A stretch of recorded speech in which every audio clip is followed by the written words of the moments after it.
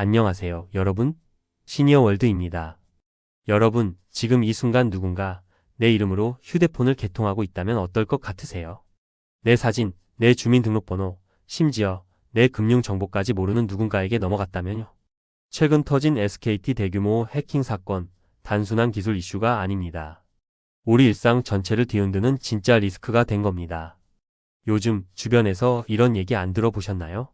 갑자기 알 수 없는 요금이 청구됐어요. 어디서 제 번호를 알았는지 스팸 문자 폭탄이 와요. 카카오톡 친구 목록까지 누가 다 들여다본 것 같아요. 이건 영화 속 해킹 이야기가 아닙니다. 당신과 나 모두가 피해자가 될 수 있는 현실입니다. 그래서 오늘 영상에서는 휴대폰 해킹을 어떻게 피할 수 있을까? 만약 해킹당했다면 지금 당장 무엇부터 해야 할까? 이렇게 여러분들께서 반드시 알고 계셔야 할 내용들에 대해서 차근차근 알려드리려 합니다. 기술적인 이야기만 하는 영상이 아닙니다. 진짜 생활 속에서 바로 적용 가능한 해킹 방지 꿀팁과 그리고 그 누구도 알려주지 않는 해킹 대처 로드맵까지 여러분의 개인정보와 일상을 지키는데 가장 강력한 무기가 되어줄 영상입니다. 자, 그럼 지금부터 당신의 스마트폰을 지키는 진짜 보안 수업 시작하겠습니다. 여러분, SKT 해킹 사건, 나랑 상관없는 이야기라고요? 절대 남일이 아닙니다. 혹시 이런 생각 해보신 적 있으신가요? 해킹 같은 건 유명인이나 공무원, 기업인들 얘기지. 난 그냥 평범한 직장인인데 해커가 굳이 나를 노릴 이유가 있을까? 이게 바로 지금 수많은 사람들이 해킹을 당하는 이유입니다. 해커들은 이제 중요한 사람이 아닌 모든 사람을 타겟으로 삼고 있기 때문입니다.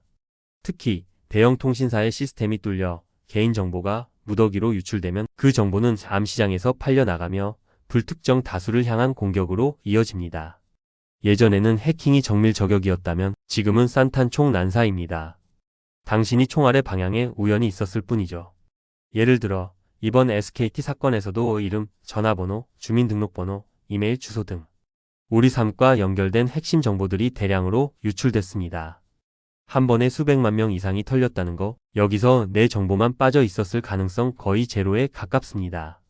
더 무서운 건 해킹은 지금 이 순간에도 조용히 진행되고 있다는 사실입니다. 자, 여기서 정말 중요한 사실 하나 짚고 넘어가야 합니다. 대부분의 사람은 해킹을 당해도 그 사실조차 모른다는 것.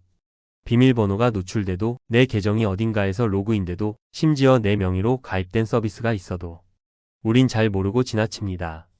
왜냐하면 해커는 티 나지 않게 천천히 침투하고 우리가 눈치채지 못하는 방식으로 이용하기 때문이죠. 예를 들면 이런 경우가 있습니다. 스팸 문자 한 통. 알고 보니 내 번호가 유출된 증거. 갑자기 카카오페이에서 로그인 시도 알림이 뜸. 누가 내 계정에 들어오려는 중. 본인 인증 실패 문자가 계속 옴. 누군가 내 이름으로 뭔가를 하려는 신호. 그런데 우리는 이걸 보고도 버그인가? 하고 넘깁니다. 그리고 어느 날 통신요금 폭탄이나 대출 승인 문자 혹은 내 명의로 된 쇼핑몰 주문 내역을 보고서야 뒤늦게 알게 되는 거죠. 즉, 지금 아무 문제 없어 보여도 이미 내부에 침투당했을 수 있다는 뜻입니다. 바로 그래서 나는 괜찮을 거야 라는 생각이 가장 위험합니다. 그러면 우리는 이 상황에서 어떻게 해야 할까요? 솔직히 말하면 해킹을 100% 완벽하게 막는 방법은 없습니다. 왜냐하면 세상에 절대 뚫리지 않는 보안은 존재하지 않거든요. 하지만 그럼에도 불구하고 우리는 가장 먼저, 가장 자주, 가장 쉽게 노리는 대상에서 벗어날 수 있는 방법이 있습니다. 해커들은 쉬운 타겟부터 공격합니다. 보안이 약한 사람, 기본 설정 그대로 쓰는 사람, 경고 메시지를 무시하는 사람. 이런 사람들은 해커 입장에서 시간 대비 효율이 좋은 공격 대상이죠.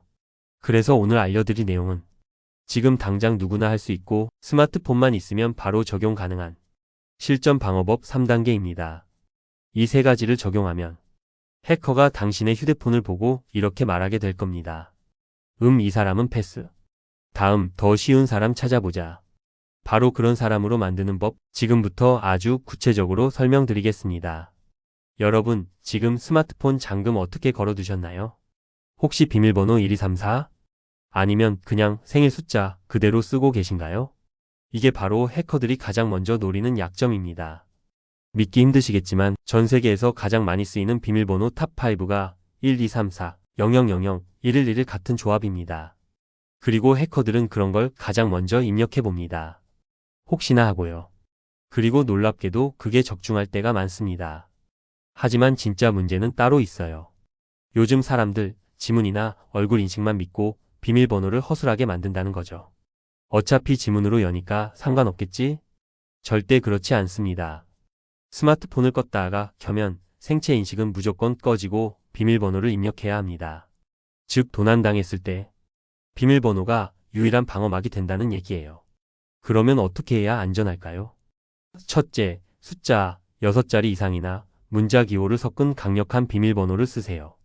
둘째, 절대 생일, 전화번호, 1, 2, 3, 4 같은 단순 조합은 피하세요.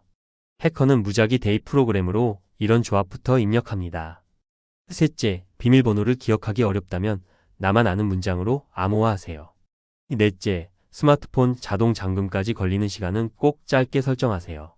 30초 미사용 시 자동 잠금이 가장 좋습니다. 잠금화면은 단순한 출입문이 아닙니다.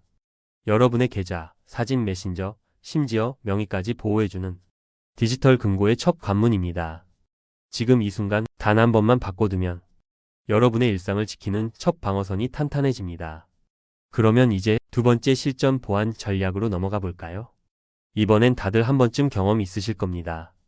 앱을 설치할 때 이런 메시지 보신 적 있으시죠? 이 앱이 사진, 연락처, 통화 기록, 카메라, 마이크, 위치 정보에 접근하려고 합니다. 그런데 우리는 보통 어떻게 하나요? 일단 설치부터 하고 보자. 귀찮으니까 전부 허용. 설마 이걸로 뭐 큰일 나겠어? 이게 바로 문제입니다. 우리 스스로 문을 활짝 열어준 셈이거든요. 악성 앱은 허락받고 들어옵니다. 많은 분들이 해킹을 외부에서 침입하는 공격으로 생각하지만 실제로는 우리가 직접 허락한 앱이 내부로 들어와서 정보를 빼가는 경우가 훨씬 많습니다. 예를 들어 이런 앱들이 있죠. 배터리 절약 앱인데 통화 기록을 요구한다. 손전등 앱이 위치 정보를 요청한다. 배경화면 앱이 마이크 접근 권한을 달라고 한다. 이거 다 이상하지 않나요? 그런데 놀랍게도 실제 보이스피싱 조직에서 이런 앱을 만들어 배포한 사례가 적지 않습니다. 사용자가 무심코 허용한 권한을 통해 마이크로 주변 대화를 녹음하고 카메라로 몰래 사진을 찍고 위치 정보를 추적하고 문자나 인증번호를 실시간으로 가로챌 수도 있습니다. 그리고 더 무서운 건 그 모든 게 사용자 동의 아래 벌어졌다는 것입니다. 즉 법적으로도 책임을 물을 수가 없죠. 지금 당장 이렇게 점검하세요. 앱 권한 문제는 생각보다 간단하게 해결할 수 있습니다. 스마트폰 설정 애플리케이션 권한 관리 메뉴로 들어가세요. 여기서 어떤 앱이 어떤 권한을 가지고 있는지 한눈에 볼 수 있습니다.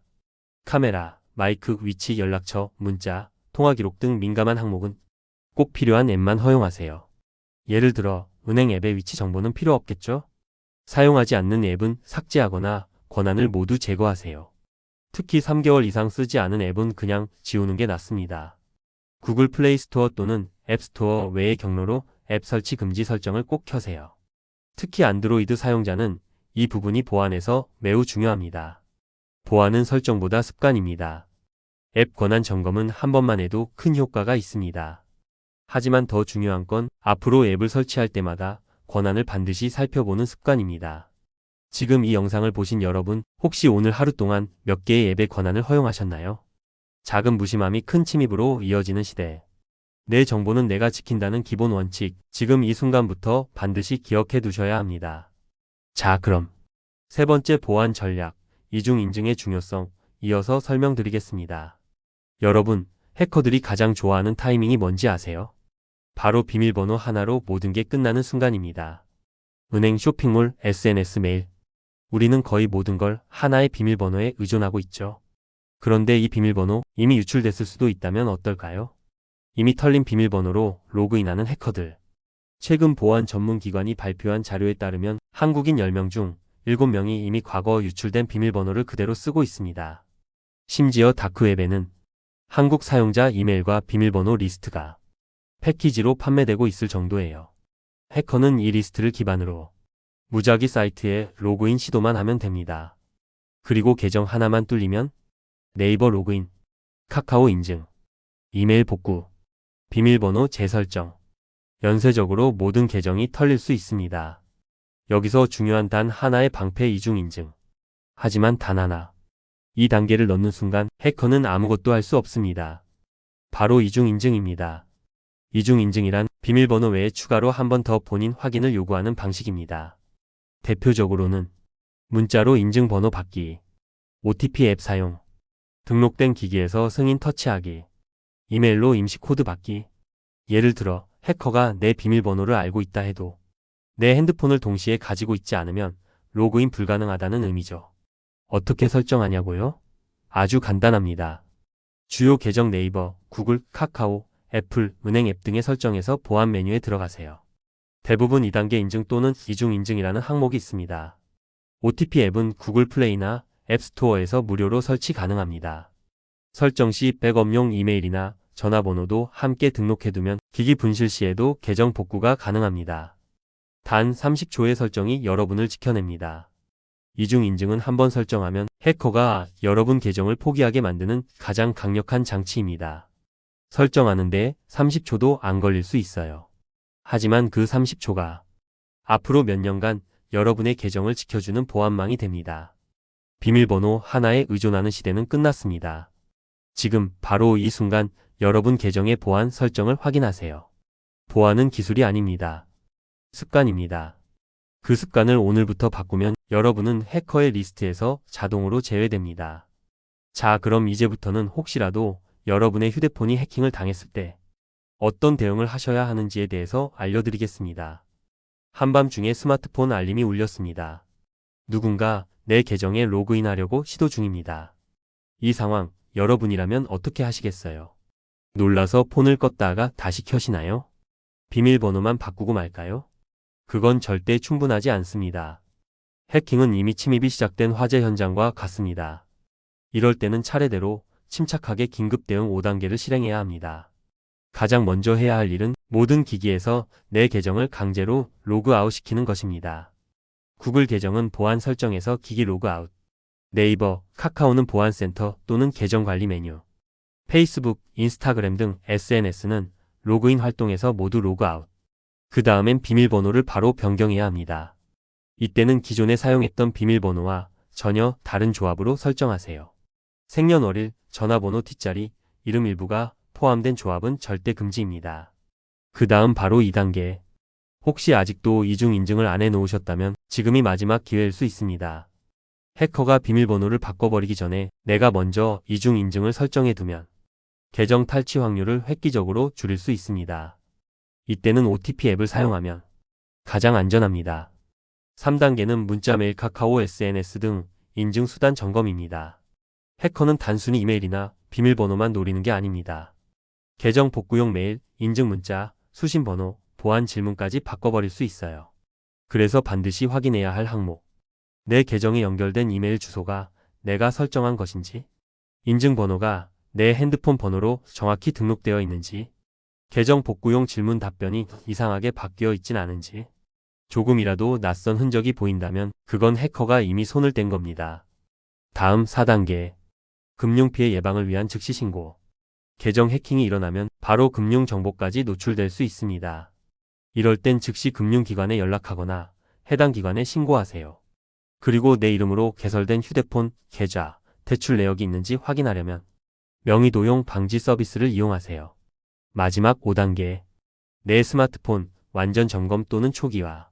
가장 중요한 마지막 단계입니다. 해커가 내 폰에 악성 앱을 심어 놓았을 가능성이 있습니다.